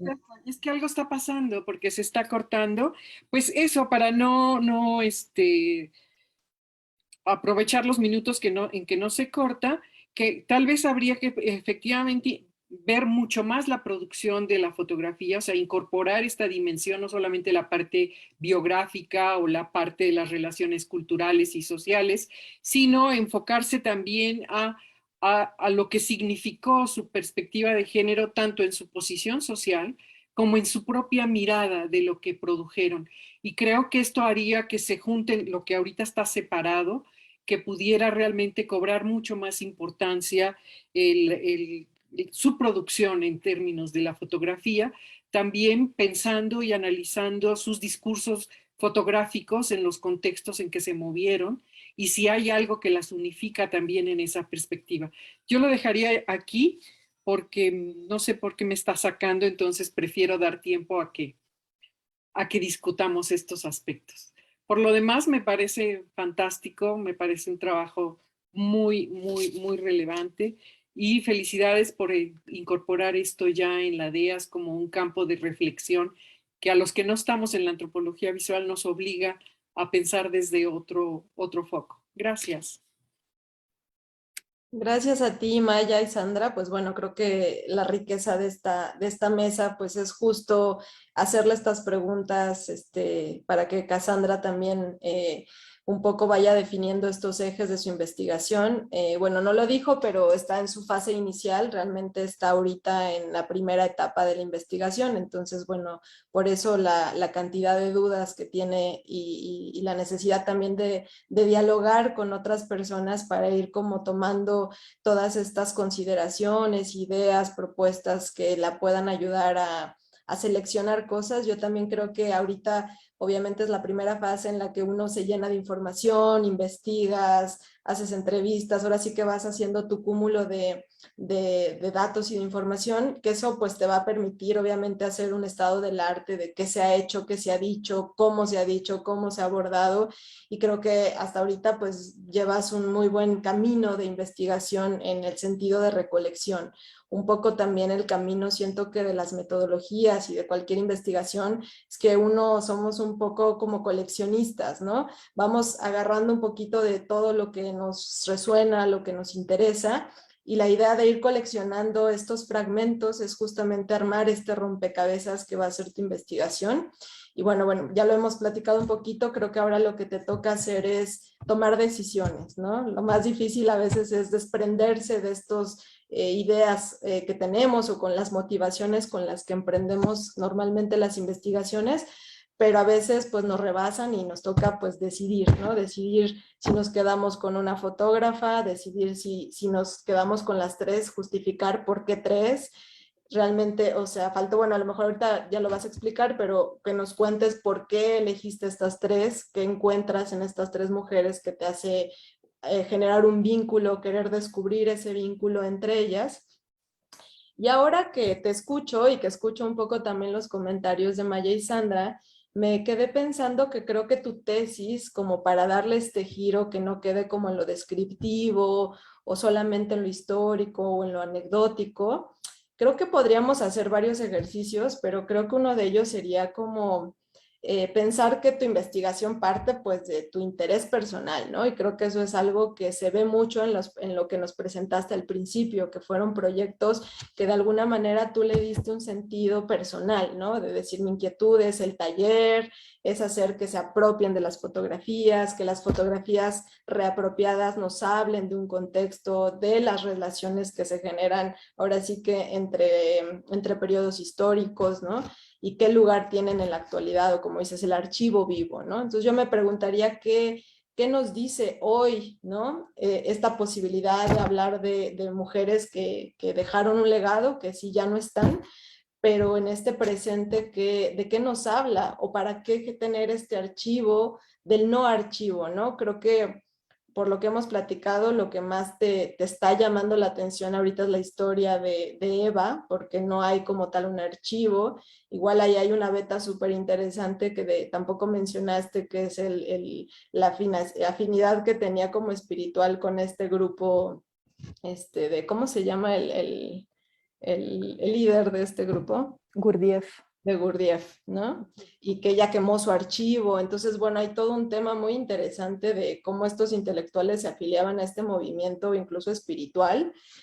Y pensaba, por ejemplo, como en este ejercicio de si te pones a pensar, si tú tuvieras que hacer la curaduría, por ejemplo, pensando en Eva Sulzer, ¿qué elementos tomarías para contar su historia, ¿no? Como si tuvieras una, no sé, un espacio, una galería, una sala, un museo, ¿cómo te pensarías esa curaduría? Creo que quizás hacer ese ejercicio de cómo le contarías a un público, creo que es lo que hace falta quizá afinar, es el objetivo de tu investigación, que era un poco lo que te preguntaba el otro día. ¿Qué quieres hacer? ¿Una tesis escrita tradicional? ¿Quieres hacer un documental sobre los huecos y los silencios del archivo de Basulzer? ¿Quieres hacer un collage? ¿No? También el collage es otra herramienta de investigación y de difusión de tu trabajo. ¿Quieres hacer una revista? ¿Quieres hacer un fanzine? ¿Un cómic? ¿Quieres recuperarlo del tema de los dibujos? O sea, hay como muchos elementos y quizá pensar en ese objetivo de a dónde voy a aterrizar mi investigación puede ayudarte a sistematizar qué hacer con todo lo que ya tienes, ¿no? O cómo enfocarlo a esta parte quizá más etnográfica. Mi sugerencia es que en este mes que te queda, ahora sí que te insertes más en este tema de la relación entre arte y etnografía, que aproveches la estancia en la DEA, que entrevistes a los colegas que pudieron conocer a Doris Hayden, que vayas a su archivo, ¿no? Como un poquito retomar la historia de la antropología en México, porque eso te va a dar muchas pistas o te ayuda a pensar cuál fue el aporte de estas mujeres, incluso para la construcción de una disciplina como es la antropología y la etnografía, ¿no? Entonces, bueno, eso sería como ideas que creo que podrían ayudar a estos ejercicios de definir por dónde y con qué te quedas. Y creo que también esta idea de lo de las redes, como decía Sandra, para que no se quede en esto de lo anecdótico de quién se relacionaba con quién o quién era amigo de quién, a lo mejor más que pensar la red como digamos, una forma muy superficial de quién con quién, es más bien estas redes de qué más nos permiten hablar. ¿Por qué el hecho de que ella se relacionara con estas otras mujeres, qué te dice de la historia o qué te dice del momento incluso de la teoría de género, ¿no? ¿Qué se estaba hablando en ese momento, ¿no? Y entonces sería más pensar las relaciones más en términos de qué te dice del momento histórico, más que quién con quién, ¿no? Digamos, como hacer una lectura entre líneas de esas relaciones podría también ser muy interesante, ¿no? Entonces, bueno, pues esos serían como mis comentarios que ahorita pensé escuchándolas también a ustedes. Así que bueno, pues le doy la palabra a Cassandra igual para poder ir cerrando. Pues muchas gracias a las tres. Realmente todos los aportes, preguntas son súper valiosas y justamente algunas cosas como que sentía que justamente no lograba, aún no logro también compaginar y por eso tengo todas estas, estas múltiples dudas. Y que también, como decía al inicio, el hecho claro, de haber iniciado hace algún tiempo el doctorado, pero apenas poder llegar a campo y encontrarme con el archivo también ha sido como ese momento, ¿no? De decir, bueno, hay todo esto, falta todo esto otro, ¿qué voy a hacer? Y también como de replantearse, ¿no? Y que a veces uno, tengo la impresión que ya quiere tener las respuestas y hacer esos cortes tanjantes, pero obviamente es todo, como todo proceso de investigación, pues se va cambiando y también en eso de a veces no querer soltar ciertas cosas, pero que en algún momento pues ya no se pueden sostener. Como para contestar un poco de cómo y por qué estas tres mujeres, claro, bueno, como decía, me llamaba mucho pues su vida y su obra, ¿no?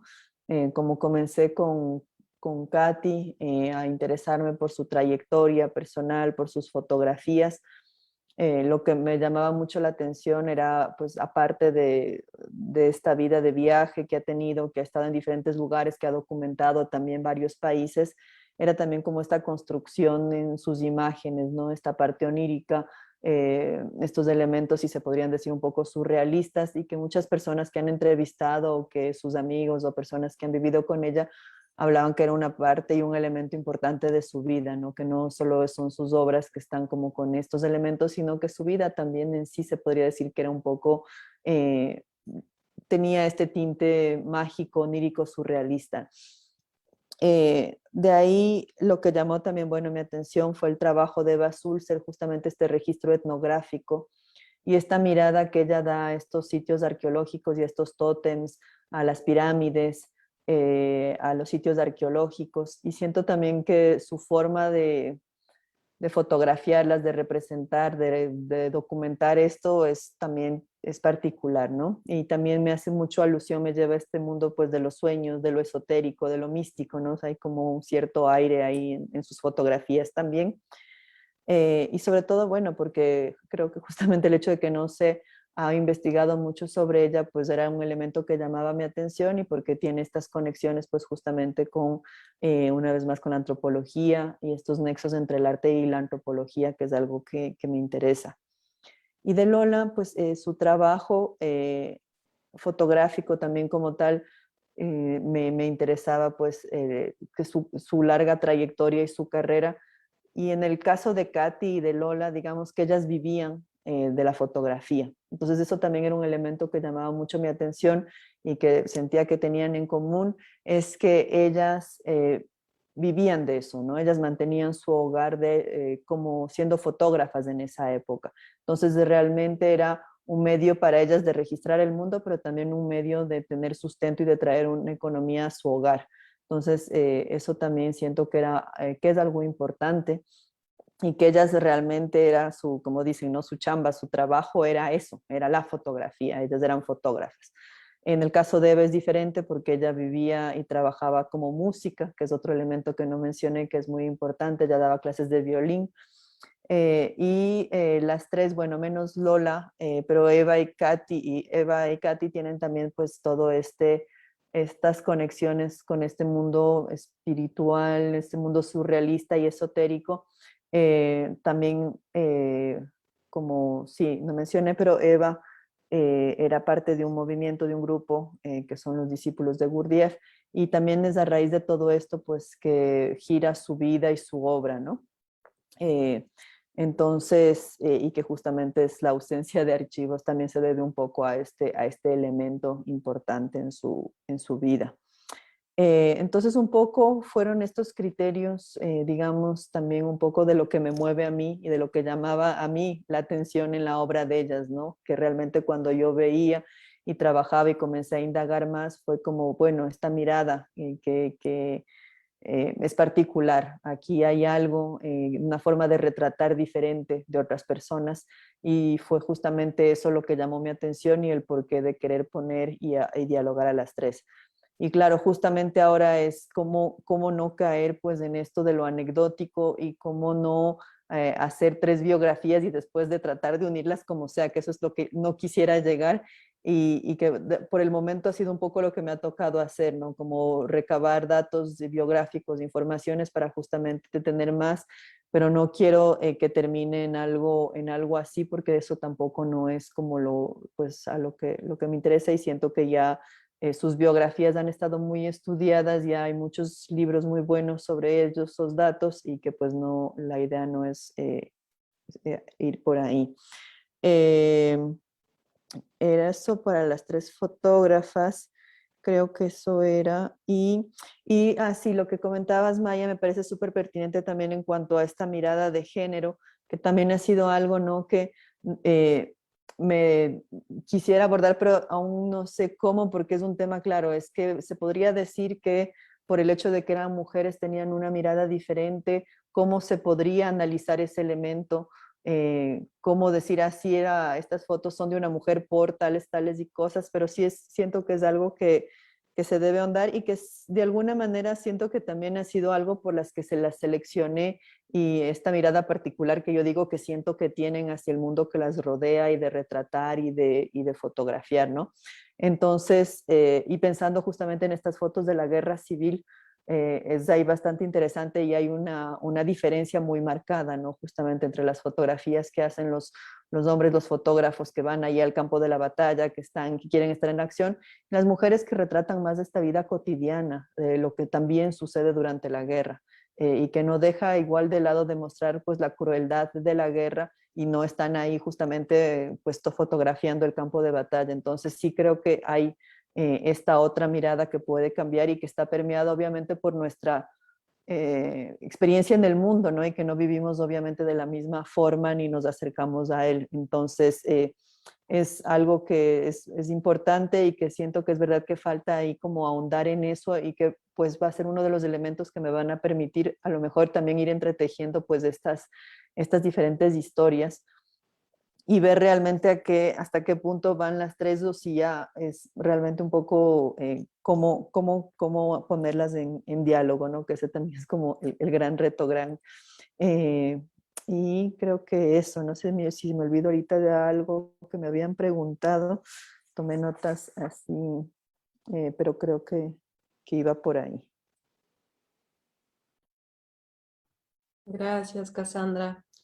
Bueno, pues no sé si también quisieran ustedes acotar algo más. Igual, bueno, estamos también abiertas a si de pronto eventualmente se acuerdan de alguna persona que pudiera tener información, que Cassandra pueda entrevistar o algún archivo interesante por ahí que pueda hablar, hacerle hablar al archivo que no existe, también sería súper bueno. Sandra, ¿querías decir algo? Pues estaba pensando, o sea, sí, creo que pues hay mucha gente que, una de las cosas que a mí me saltó de los tres casos es no solo la docencia, ¿no? Sino este rol de maestras de música o de foto o de pues también pensar un poco en quiénes son sus discípulos, dónde están, qué tipo de historias pueden narrar. No sé si ubicas a la banda de Selenium, que es este colectivo que está en Santa María la Ribera, que pues está más unido como por haber sido discípulos de Nacho López, pero que de alguna forma creo que tienen como mucho interés en este tipo de cosas y de archivos. Creo que Daniel Mendoza sería una muy buena fuente de información. No sé si ya lo tienes en tu mapa, ¿no? Eh, y pues digamos de los amigos de esa banda que justo iban de Reven juntos, pues está Pedro Friedeberg, ¿no? Que pues era muy amigo de Leonora Carrington y de Chiqui Baez. De hecho, el archivo de Chiqui Baez lo acaba de comprar la UAM. Bueno, más bien, la UAM compró la casa de Leonora Carrington y estaba pues el archivo de Chiqui Baez ahí y nadie lo ha trabajado. Quién sabe qué hay ahí, pero esa podría ser otra pista interesante de analizar.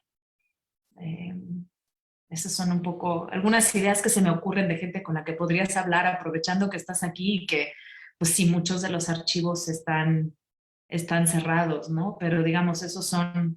Y bueno, el mismo Daniel Garza, no sé si ya platicaste con él, Justamente que no ha trabajado tanto. mañana tengo que hablar con él, perdón.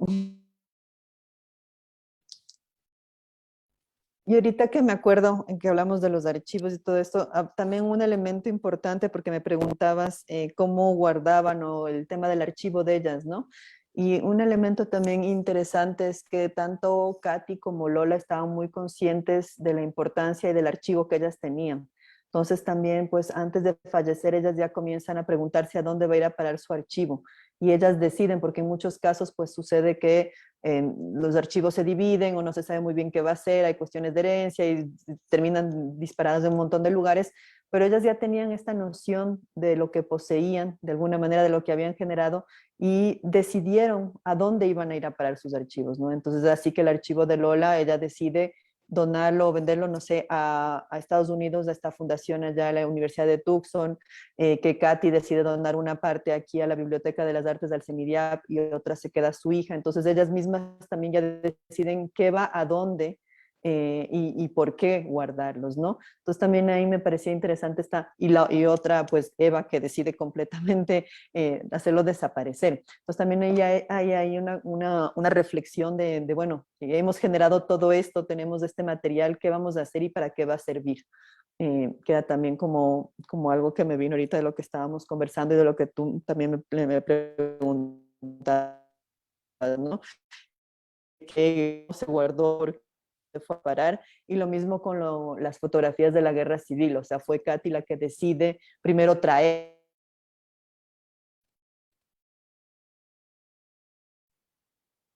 huida de Europa acá, y en una segunda instancia ella decide de retornarlas a España, ¿no? Entonces, también eso me parece como elementos. Maya. Sí, yo pensaba que tienes una enorme tarea de sistematización y de organización que efectivamente tiene que partir por establecer un objetivo claro y de ahí derivar un reducido número de preguntas que puedan ser comunes a todas. Pero yo leyendo tu texto y así haciéndola muy de maestra, yo encontré que tenías una hipótesis, que tú no le llamas hipótesis, pero que puede ser muy orientadora para escoger las preguntas. Porque yo establecí como tu hipótesis para hacer mi lectura, que es justamente la de los rizomas. Yo plantearía que tu hipótesis es de manera rizomática, las biografías de estas mujeres están interconectadas a través del papel activo, creativo y transmisor de estas fotógrafas en la constitución material y simbólica de la cultura visual del siglo XX. Esto es lo que nos tendrías que demostrar. Si esta es tu hipótesis, entonces tendrías que generar esas preguntas, esas líneas de conexión, esos rizomas que las conectan y establecer tus 5 preguntas, no más, de 5 preguntas que vinculen a estas mujeres, ya sea en su mirada, en sus condiciones de vida, en sus papeles, en su función. O sea, no lo sé, pero tú tendrías que encontrar, para no decir así rizomática en general, que pues quién sabe cuántas ramas pueden salir por ahí, ¿no? No, sino precisamente es decir, a ver, si esta es yo lo que tengo que demostrar es esto, es que de alguna manera estas biografías están interconectadas. ¿Por qué? Por un contexto histórico, por una posición de género, por un tipo de papel en el campo cultural. Entonces, ¿cuáles son estos elementos que las conectan? Para mí, esto es lo que nos tienes que demostrar, que esta es tu hipótesis y esto es lo que te ayudaría a ir delimitando el campo, porque ¿en qué están interconectadas y cómo se interconectan y por qué? Y creo que si tú estableces estas preguntas tan sencillas en su obra y en su biografía, puedes encontrar los hilos conductores para la organización de tu trabajo. Porque me parece que así como está, es demasiado amplio, que corres el peligro de indigestarte por mucha información o por falta de información. Entonces, creo que la idea de plantearte qué es lo que yo quiero decir y qué es lo que voy a demostrar, te ayuda a organizar todo lo demás. Entonces, eso sería así como mi consejo muy de maestra de escuela, de lo más elemental. ¿Cuáles son estos puntos que son factibles de estudiar? A lo mejor hay 50,000, pero no los vas a poder estudiar. Entonces, ¿cuáles son los que sí, con la información que tienes, puedes demostrar? Porque una tesis demuestra una hipótesis, porque si no se vuelve una descripción, ¿no? Entonces, ¿cuál es lo que haces con los archivos, con la información que tienes, con lo que es factible de hacer? ¿Qué es lo que puedes alcanzar? Y hacerte un programa de investigación a mucho más largo plazo que se cubra después de la tesis. Pero ahorita tienes la finalidad de hacer una tesis y por lo tanto tienes la obligación de acotarlo, porque si no ya te veré sufriendo inmensamente. Pues este sería mi último consejo. Yo creo, Cassandra, también que lo más lindo de la antropología es dejar que tu campo te guíe. Yo siento que tú estás guiando tu campo. Dale chance al campo a guiarte a ti, ¿no? Tal vez empezaste con estas 3 fotógrafas y sus archivos, pero tal vez el proyecto cambia completamente conforme vas haciendo la investigación y te encuentras nuevas pistas y nuevas posibilidades, ¿no? Y déjate llevar un poco por el campo, porque pues finalmente eso es lo más bonito de lo que hacemos, como dejarte un poco sorprender por lo que vas a ir encontrando ya estando aquí. Y entiendo perfecto que estás en una situación complicada porque pues en pandemia ningún campo es fácil, ¿no? Ver a gente, hablar con gente, ir a archivos, pues todas esas cosas que podíamos tomar como como por hecho en esta situación, pues todo es frágil y complicado, pero pues también eso va a ser algo que le va a dar otro twist a tu trabajo, ¿no? Pero yo sí te diría como que déjate guiar un poco más por lo que vas a ir encontrando. O sea, estás empezando con esta pista, te interesan estas mujeres fotógrafas, por su relación con la ciudad, por la ciudad refugio también, ¿no? O sea, sí tienes como ciertas cosas que están ahí, pero tal vez van a ir cambiando.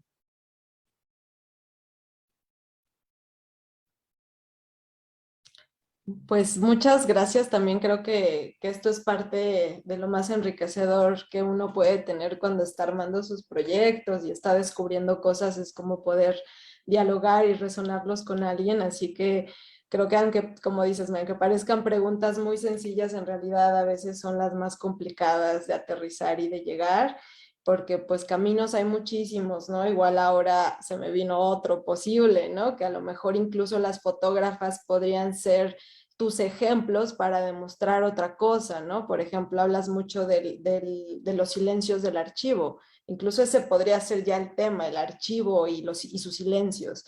Y ahora esta fotógrafa te ayuda como un tipo de excavación y de ejemplo de cómo se llega a conocer a alguien cuando no existe un documento, ¿no? Que otras voces y cómo la etnografía permea esa posibilidad de conocer lo que no existe, ¿no?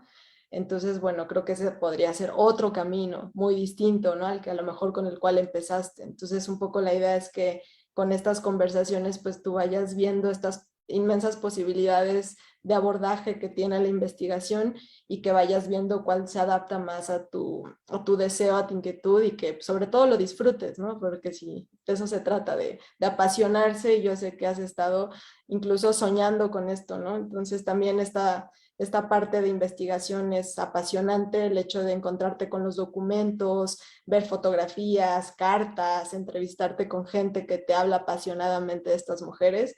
Creo que es un camino que te va a servir mucho y yo creo que llegando a Francia pues ya tendrás ahora sí que el tiempo de digerir todo esto que estás viviendo y encontrando y bueno pues me alegra mucho que en este momento hayamos podido dialogar y contribuir de alguna manera pues a generarte estas nuevas preguntas y toma de decisiones también. Entonces, no sé, Cassandra, si quieres cerrar con algo.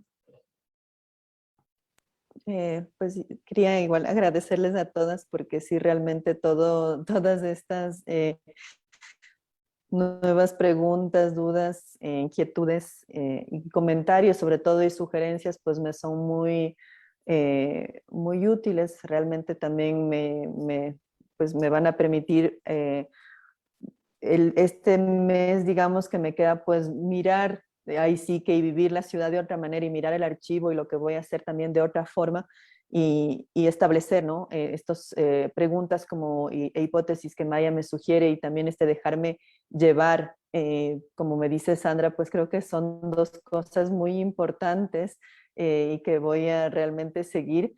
Y también pues todos estos ejemplos que me das también, Mariana, de estos ejercicios para hacer, ¿no? Que también permite pensar en otras metodologías, en otras formas de aproximarse, pues son muy interesantes.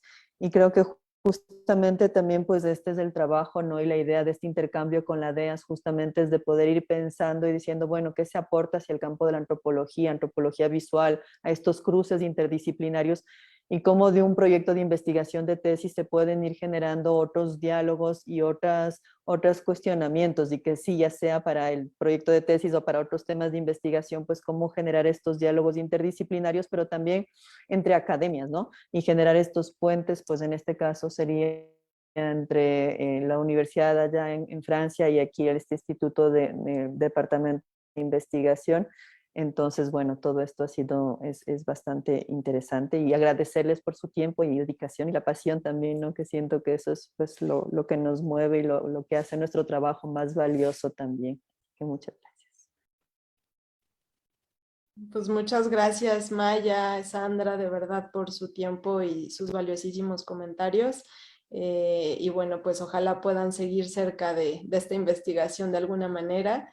Y bueno, solo hubo un comentario de Esperanza Muñoz, también colega de la DEAS, dice muy interesante la presentación y los comentarios. También le mandamos un saludo. Muy Y bien. pues muchísimas gracias y bueno, pues ahí seguiremos la pista de Cassandra. Y Cassandra, pues toda la suerte del mundo. Que disfrutes tu estancia en la ciudad y tu búsqueda apasionada de información. Mucho gusto en conocerte. Y cualquier cosa estamos muy a la orden. Ojalá sigas en contacto y si te podemos ayudar con algo, aquí estamos.